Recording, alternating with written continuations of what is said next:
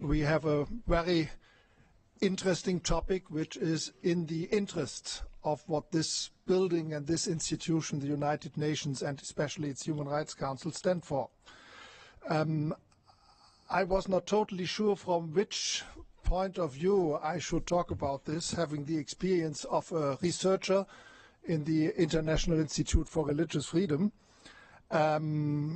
being president of the International Society of Human Rights. This is more the interest of human rights in general, in which religious freedom or freedom of religion and belief is just one factor. And then, of course, being a bishop and representing world Christianity, I also know the other side we are talking about. And I'm very glad that this has been stated several times here already, that I think for the whole topic, we need the religious communities. We cannot achieve those goals with the religious communities, but I totally underline this, not in the sense that they to speak, are the positive powers in the world and we take the electricity from them to change something.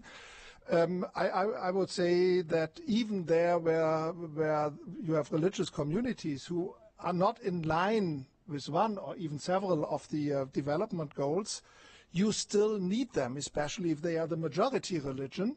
You cannot go against them. If you cannot try a situation in which the state and many NGO actors try to fight poverty in a country, if in a religious community that holds the majority, there are still some ideas that are just the opposite. In our Christian world, we don't like them, but they are in large numbers. We call this the health and wealth gospel. If you become a Christian, a devout believer, you will become a wealthy person. We all know it's normally only the religious leaders themselves that become wealthy. But nevertheless, this is as much in this world as the Dalai Lama and Pope Francis, who are symbols for the other side, that you can have simple, can be important and yet have a very simple lifestyle. And this is the reality. And we have to see both sides. In the World Evangelical Alliance, 600 million, he said it, conservative Protestants.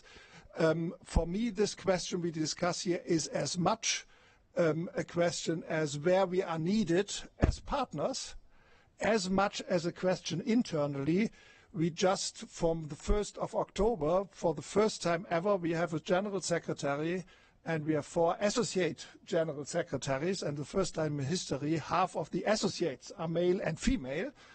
And then I mentioned, well, as the general secretary still is male, it's not only 3-2, but if I would tell you the story, how many years it took, how many debates it took to get to this point, yeah, I really would not say that we are just an automatic partner in equality, gender equality.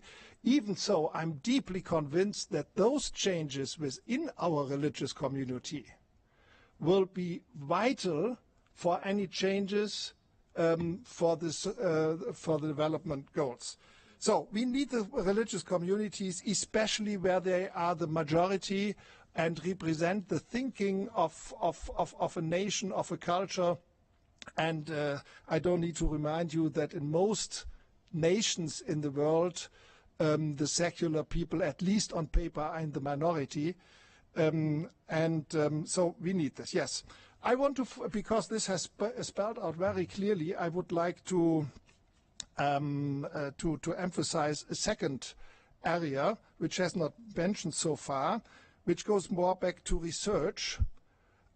What results for the good of society, and these 17 goals have to do with this, to spell out what is the good for the societies, are we missing if we have no freedom of religion and belief?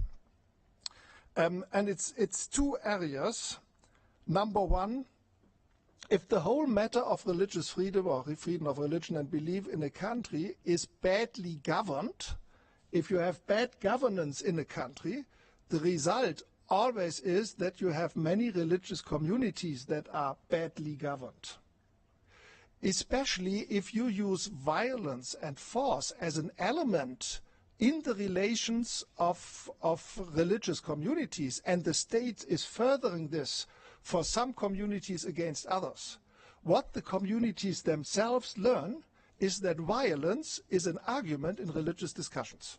And you can prove this, I have no time for this now, but you can prove that all global violent religious movements we have, all movements that claim to have religious authority behind them, come from countries without freedom of religion and belief. They have learned it at home, so to speak, and now they transport this to other countries.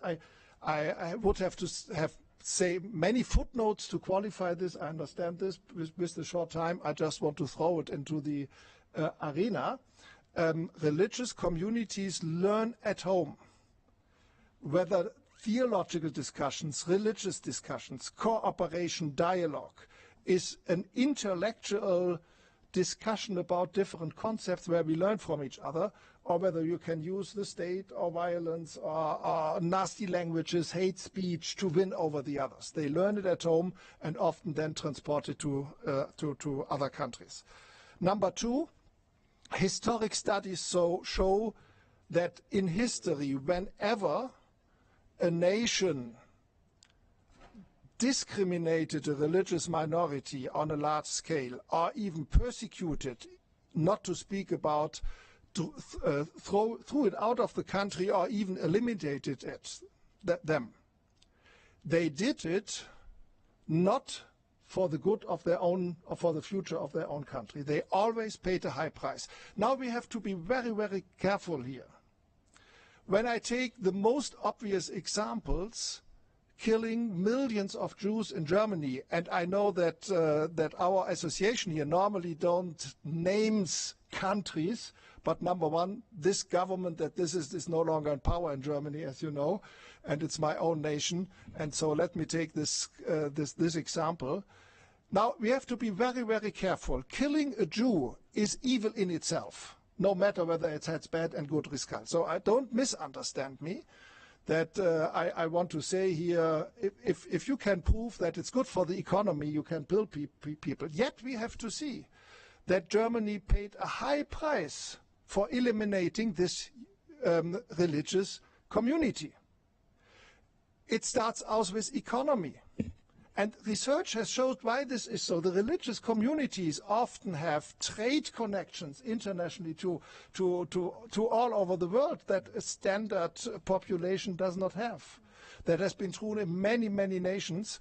And if you just take them out, you take out all the connections they have, all the language skills they have, all the family connections they have.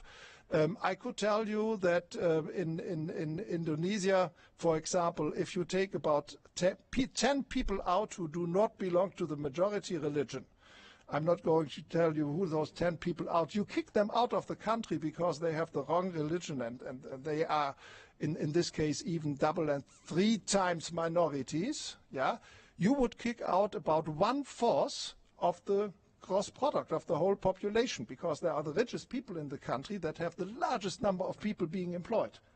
And if you think religious minorities, we don't need them, let them go, you lose a lot. The main thing is economy. It has a lot to do with education. Let me give you a very personal example.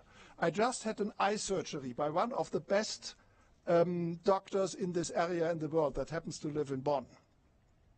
But he is a Turk that as an adult immigrated to Germany. So if I would follow now my friends, we have in growing numbers in Germany that say all Muslims should leave the country. Well, I could follow him and travel to Turkey and see whether I get my eye surgeries there. I could give you more doctors I have from a Muslim background. About 1/3 of the people that immigrated from Iran to Germany in the 60s and 70s has gone to the medical profession. And they belong to the most well-educated and professional medical doctors we have. If we kick all Muslims out, we kick not only a lot of medical doctors out, but some of the best we have. Now, it might be not by chance that they are so good in Germany because we provided a good environment, but the genius of themselves, it just would be lost, and people don't think about it. My wife is a professor of Islamic studies, and she had a guest semester at a university in Eastern Germany, and they had a campaign even collecting signatures for an Arab friend living in the city with his family. He didn't do anything to anyone, but he obviously did not look German, and so they signed signatures that the city should send him home, which of course legally is not possible. But yeah. And so my wife checked into it. The company he has 12,000 employees in the city. And people are not aware that if they kick him out and he takes his company with him, 12,000 people don't have any employment any longer. Again, to go against this man, to harass this man, is evil in itself, no matter whether he has employees or not. Don't misunderstand me. But I think we have to emphasize that freedom of religion and belief has a lot to do with all those development goals we have. And if you allow strife between religious communities in a country, you damage all the different forms of development goals and make them. So if you try to solve the problem of equal distribution of drinking water, and on top of everything, you now get religious communities thinking the others should not, etc., etc., it becomes much more complicated. And if you have established ways in which the religious communities come along with each other well, or at least in dialogue can find a solution, that makes it much easier for the rest to find solutions for the water problem.